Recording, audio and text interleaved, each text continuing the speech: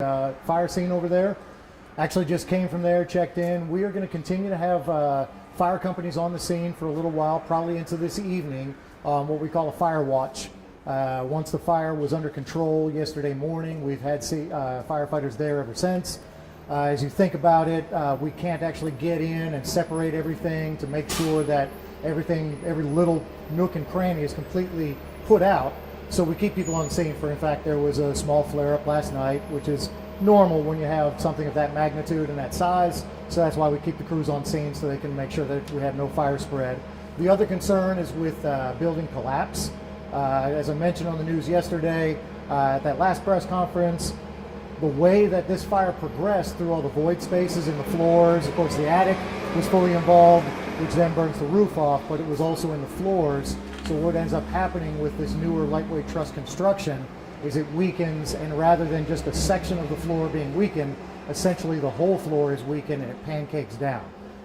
You've probably had crews over there that are taking some pictures. You can see daylight all the way down through second floor windows, meaning there is nothing from there all the way to the roof. Our concern then is the exterior walls, if those might collapse.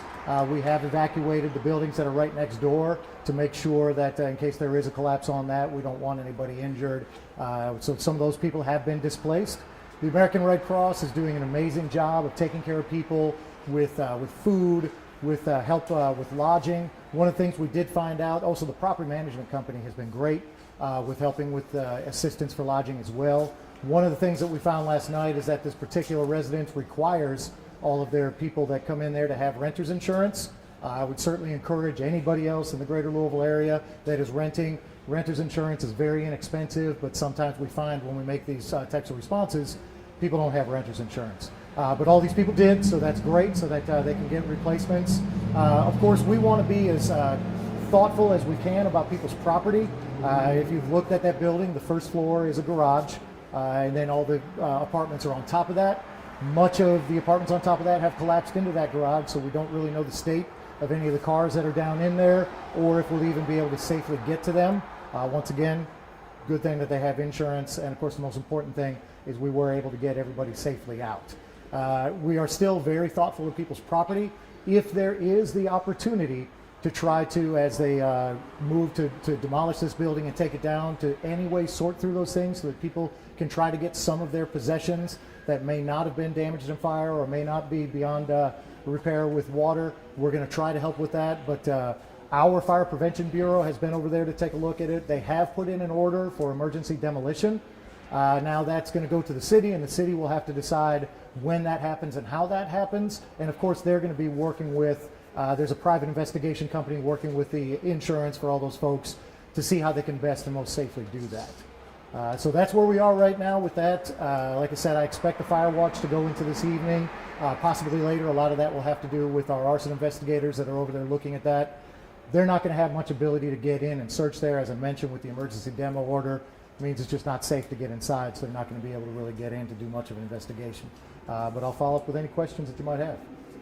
I was going to ask about that investigation. Do you now just rely on drones, or since you all can't get in it, what do you do to investigate in that situation? So they're going to have to rely on drone footage. They're going to rely on what they saw upon the initial arrival and reports from that area. But unfortunately, arson is one of those. And I'll repeat again what I said yesterday. If you look at the case closure for our arson, we've got one of the best in the country. But arson is one of the most difficult things to really follow up on.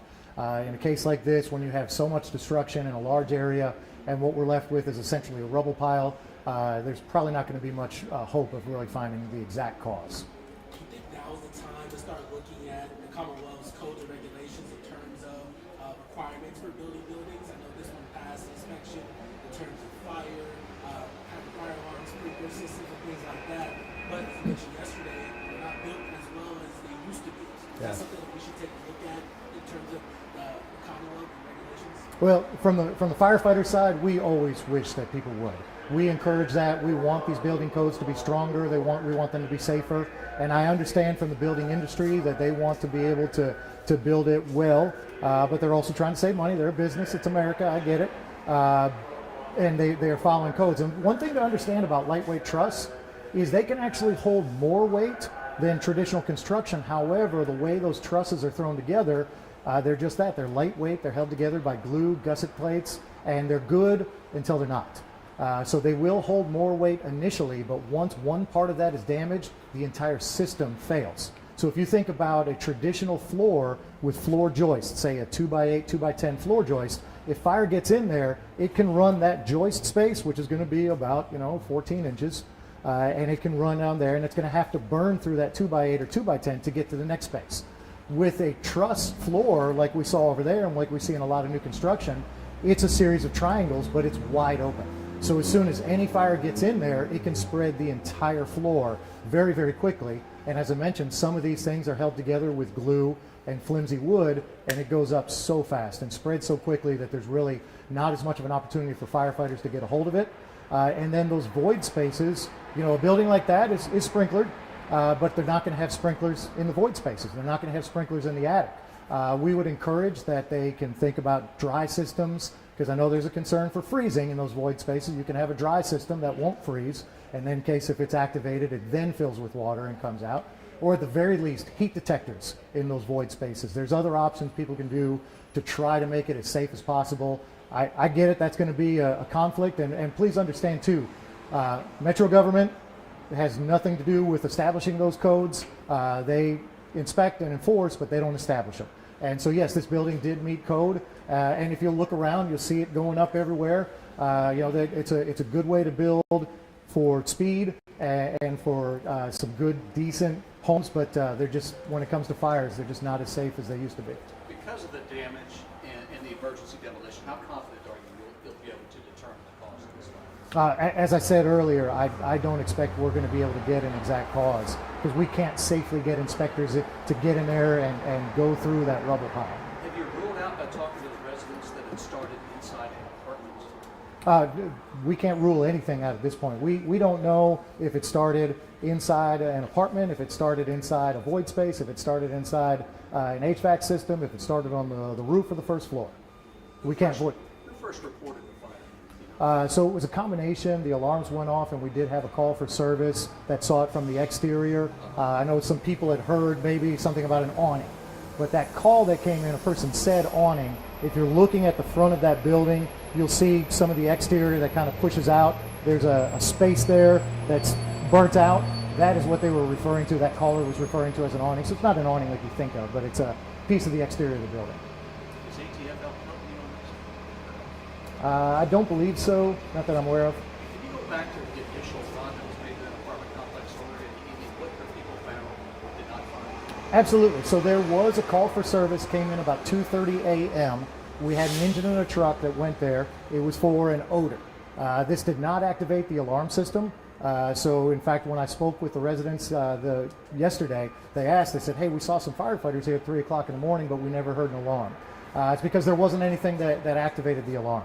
So that odor, they were able to get to one particular apartment where they found that. There was just what we refer to as a light haze, which is kind of like less than smoky. So in other words, there's something going on. They found that an HVAC unit in that apartment was hot, not necessarily to the point of flames. They isolated the power to that, cut that off. On-scene building maintenance was with them, inspected that area, inspected that room.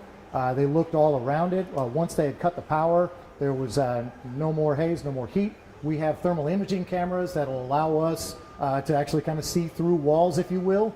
You can see if there's any type of heat in the floors and the walls. Our companies were on scene for nearly an hour inspecting the area along with that building maintenance. They ended up turning over to maintenance. The people that were in that particular apartment were actually moved and given a different place to stay just because they were concerned maybe for their safety. And because since they had to isolate the HVAC system, it's a cold night. It was like 20 degrees.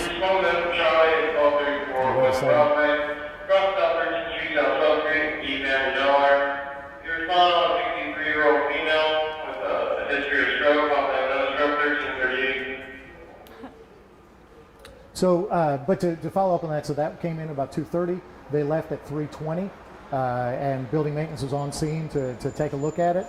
The next call came in on the actual fire that we responded to at about 6:10 a.m. So we can't say for sure if the two are related or just completely separate incidents. So based on your expertise, based on that fire that you guys got to at 6 o'clock, you have no idea how long it had been burning? We don't. No.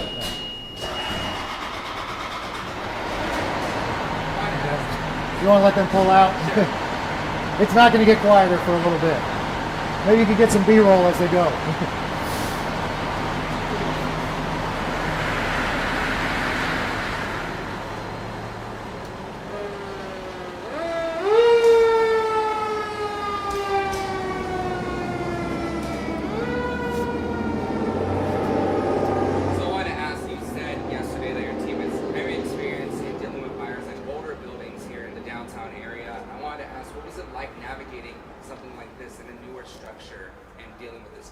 Sure. So, like I said, when you guys come out, you report on a lot of these. You see some older structures as you get into Old Louisville, West Louisville, some of the newer construction. We understand, and trust me, if you'll indulge me for a moment, I have to praise our firefighters. Our firefighters have seen now multiple alarm fires several times over the past 9 months and have done an amazing job of isolating those and protecting the community. They just do an amazing job. When you're dealing with newer construction, what you have to think of, especially from a command perspective, is that you have less time to get in and get a handle of it before it starts collapsing. I mentioned yesterday, I'll put that evil on me. My home in Old Louisville was built in 1912. If there was not a fire in there, it could burn for several hours, smolder, and there'd be plenty of time to safely go on each floor, get on that roof, and fight that fire. With newer construction, it's a matter of minutes before it starts coming apart and collapsing in on itself. So that is something that we think about when we get in there, which is why when we were outside in command, we're looking at that. We're seeing the conditions. You have an attic that's fully involved from front to back and side to side. We could see too that the fire was clearly in some of the void spaces and floors. It was time to get those firefighters out of there. When they responded, that's one you had asked about what we know about. We saw that it was in the void spaces. As firefighters went up, most of the apartments were clear because they cleared everything, second, third, fourth floor, made sure that everyone was out. And those apartments were not full of smoke. They were not full of fire. It was in those void spaces. It was in that attic, and the attic was completely fully involved. And so approximately at what point did y'all determine I need to get my crew out of there as well? So watching it, once we see that they've got fire above them and fire below them, and we realize we're not going to be able to get a handle on this, we've got to think life safety first and pull them out. I can get you the exact times about as far as the start of the fire and once we hit the evacuation. Do you expect this demolition to be done pretty quickly with the fear of collapse or roofs falling off? Or, how does that go to the determination? That really is going to be once it's been turned over to the city.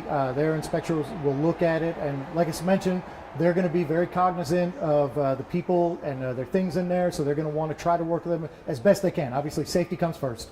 We don't want that falling down on a building next door, but we also want to be careful about the people. But that's somebody else's decision about how soon they want to do that. All we can do is say, hey, this needs to come down for safety's sake. What's your message to people who live in these types of new constructed buildings? Just like I would with anybody, have a plan on how to get out. Have at least 2 ways to get out of any structure so that if there is an emergency, you know how to get out. And if that way's blocked, you've got a secondary way, means of egress to get out.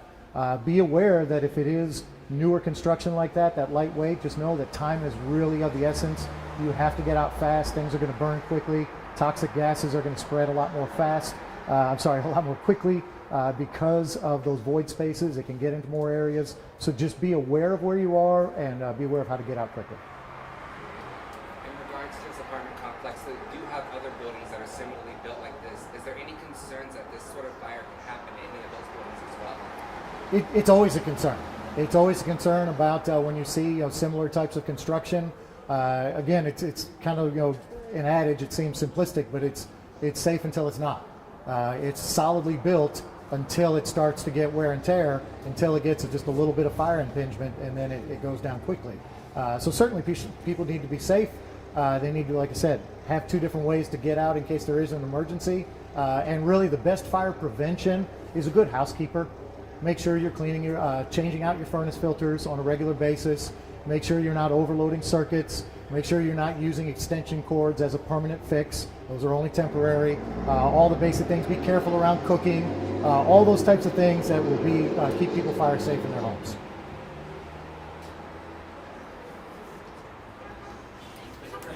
Did I miss anything, boss?